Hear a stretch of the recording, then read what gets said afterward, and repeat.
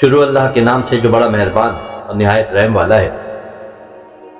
حضرت عبداللہ بن عباس علیہ رضوان سے روایت ہے کہ رسول اللہ علیہ السلام نے ارشاد فرمایا، دور جاہلیت کی کوئی برائی میری ولادت میں شامل نہیں ہوئی اور میں ہمیشہ اسلامی نکاح کے ذریعے منتقل ہوتا رہا۔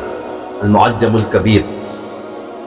حضرت ابو ہریرہ رضی اللہ تعالیٰ عنہ سے روایت ہے کہ رسول اللہ علیہ السلام نے ارشاد فرمایا، مجھے بنی آدم کے بہترین زمانے میں بھیجا گیا، حتیٰ کہ اب وہ زمانہ ہے جس میں اب میں ہوں۔ صحیح بخاری۔ حضرت عبداللہ بن عمر علیہ رضوان سے روایت ہے کہ رسول اللہ علیہ السلام سے ارشاد فرماتے سنا، بے شک اللہ تعالیٰ نے مخلوق کو ظلمت میں تخلیق کیا، پھر ان پر اپنا نور ڈالا، جس کو وہ نور پہنچا وہ ہدایت پا گیا اور جسے وہ نور نہ پہنچا وہ گمراہ ہو گیا۔ اسی وجہ سے میں مؤلف کہلاتا ہوں۔ اللہ تعالیٰ کے علم کے متعلق قلم خشک ہو گئے۔ سنن ترمذی۔ حضرت جعفر بن محمد علیہ السلام نے ارشاد فرمایا، جب اللہ تعالیٰ نے اس بات کی پہچان کرا دی کہ مخلوق اس کی اطاعت سے عاجز ہے اور اس بات سے آگاہ کر دیا تاکہ لوگ جان لیں کہ وہ صحیح معنوں میں عبادت نہیں کر سکتے، تو اللہ تعالیٰ نے اپنی مہربانی اور کمال رحمت سے وسیلہ کے طور پر اپنے اور اپنی مخلوق کے درمیان ایسے نفوس قدسیہ کو بھیجا جو صورتاً ان جیسے تھے۔ اللہ تعالیٰ نے انہیں اپنی مخلوق کی طرف سفیر صادق بنا کر بھیجا، ان کی اطاعت کو اپنی اطاعت اور ان کی موافقت کو اپنی موافقت قرار دیا۔ چنانچہ اللہ تعالیٰ نے فرمایا، جس نے رسول کی اطاعت کی تحقیق اس نے اللہ کی اطاعت کی۔ النساء الشفاء۔ ابو العالیہ اور حضرت حسن بصری علیہ رضوان سورہ فاتحہ کی تفسیر کرتے ہوئے فرماتے ہیں کہ ہم کو سیدھا راستہ چلا ان کا جن پر تو نے احسان کیا۔ اب فاتحہ۔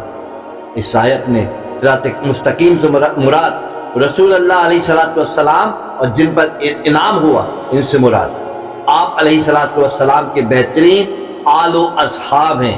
الشفاء۔ اللہ تعالیٰ ارشاد فرماتا ہے، اے حبیب علیہ السلام تیری عمر کی قسم بے شک وہ نشے میں سرگرداں ہے۔ الحجر۔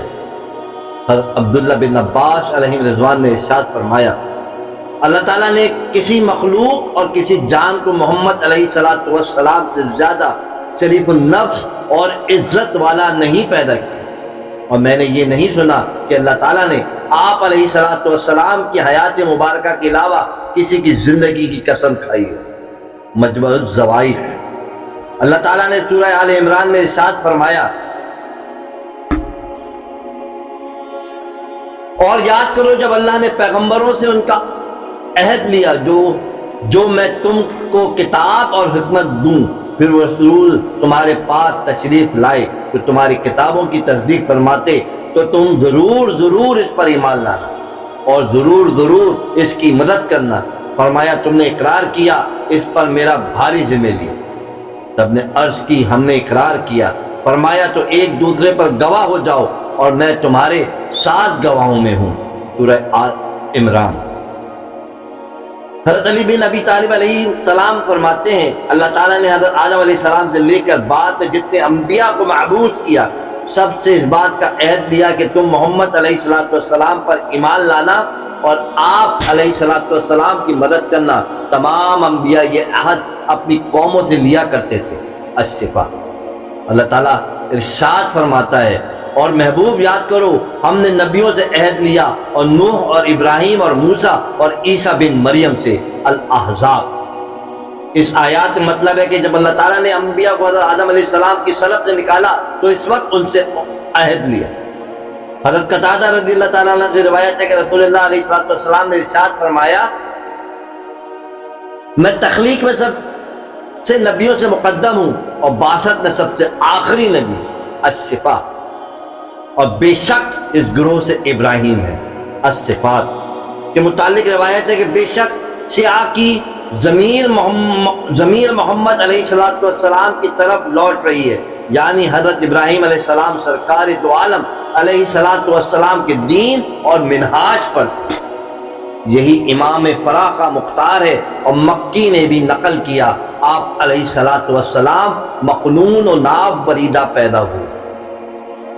آپ علیہ الصلوۃ والسلام کی والدہ حضرت بی بی آمنہ رضی اللہ تعالیٰ عنہ ارشاد فرماتی ہیں آپ علیہ الصلوۃ والسلام پاکیزہ حالت میں پیدا ہوئے۔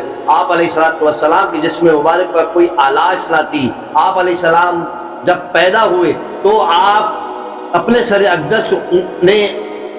اقدس کو اونچا کیا اور اپنے دونوں ہاتھوں کو بلند کر کے آسمان کی طرف دیکھا۔